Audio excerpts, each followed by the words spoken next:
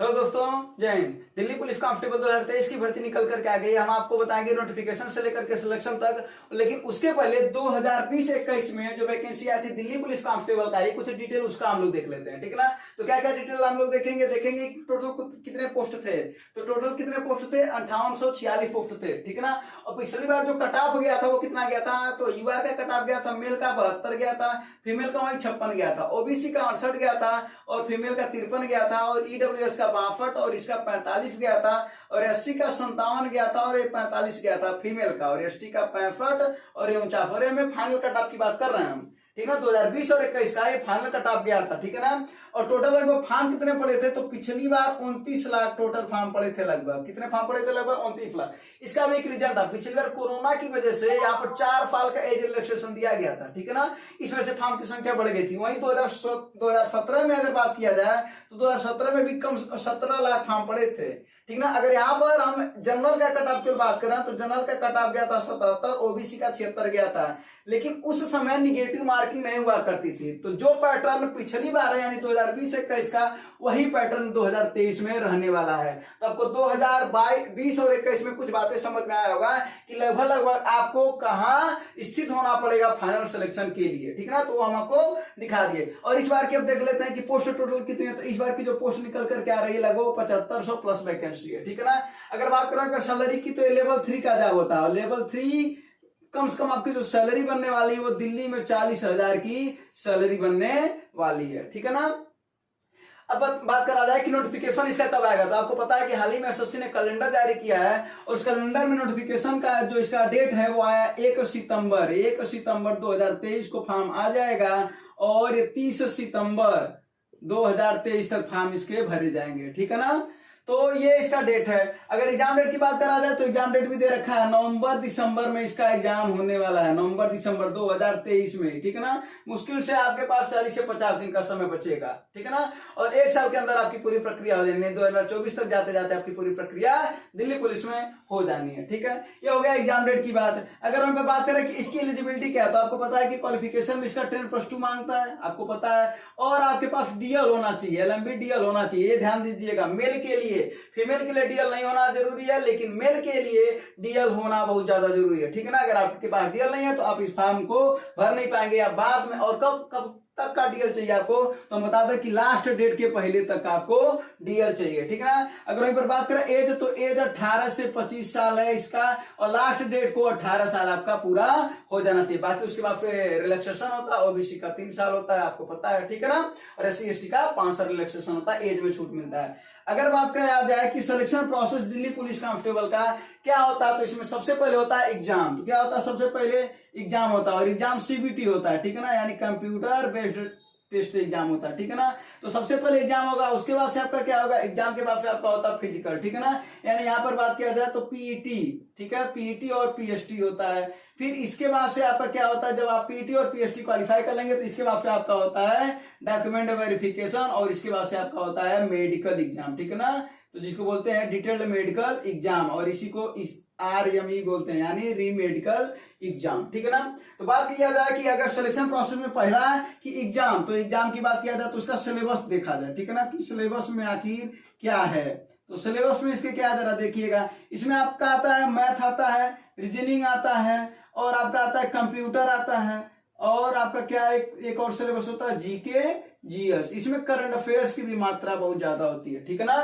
तो आओ देखते हैं कि भाई इसमें कितना क्वेश्चन आते हैं। तो मैथ में 15 क्वेश्चन होता है, रीजनिंग में टोटल 25 क्वेश्चन होता है, कंप्यूटर के 10 क्वेश्चन होते हैं और इसके टोटल 50 क्वेश्चन होते हैं। हमने अभी आपको बताया कि 2017 में पैटर्न कुछ और था, लेकिन 2020 और 21 का पैटर्न यही है जो कि 2023 में है, ठीक है ना। तो यही पैटर्न आपका रहने वाला है। तो टोटल आपकी जो क्वेश्चन की संख्या हो जाती है वो टोटल हो जाती है 100 क्वेश्चन और नंबर कितने होते हैं? तो 100 मार्क के होते हैं। टोटल आपको जो एग्जाम में जो समय मिलने वाला होता है वो कितना मिलता है आपको? वो मिलता है आपको 1.5 घंटे, ठीक है ना। कितने? 1.5 घंटे। तो 1.5 घंटे 90 मिनट में आपको 4 क्वेश्चन सॉल्व करने होते हैं, ठीक है ना। निगेटिव मार्किंग 1/4 होती है, ठीक है। तो निगेटिव मार्किंग 1/4 और इसी में आपका फाइनल सिलेक्शन इसी पर बनता है। अगर बात किया जाए क्या एनसीसी वालों को छूट मिलता है तो बिल्कुल मिलता है, ठीक है ना। तो कितना मिलता है जरा वो देख लीजिए। अगर आपके पास फी सर्टिफिकेट है तो आपको टोटल 5 नंबर मिलेगा।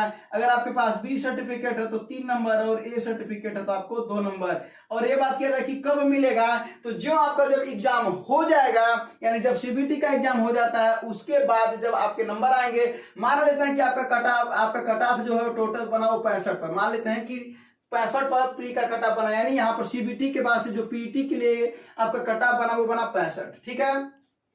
आपके नंबर आ रहे हैं 62, लेकिन आपके पास सी है, यानी 62 प्लस सी ट्रेड है अगर आपके पास एमसीसी का, तो आपको 5 नंबर और मिल जाएगा और आपका हो जाएगा 67 और आप पहला एग्जाम निकाल लेंगे, यानी आप पीटी और पीएचडी के लिए क्वालिफाई हो जाएंगे। यानी आपको समझ में आएगा कि एनसीसी का नंबर कब जोड़ा जाता है, ठीक है ना।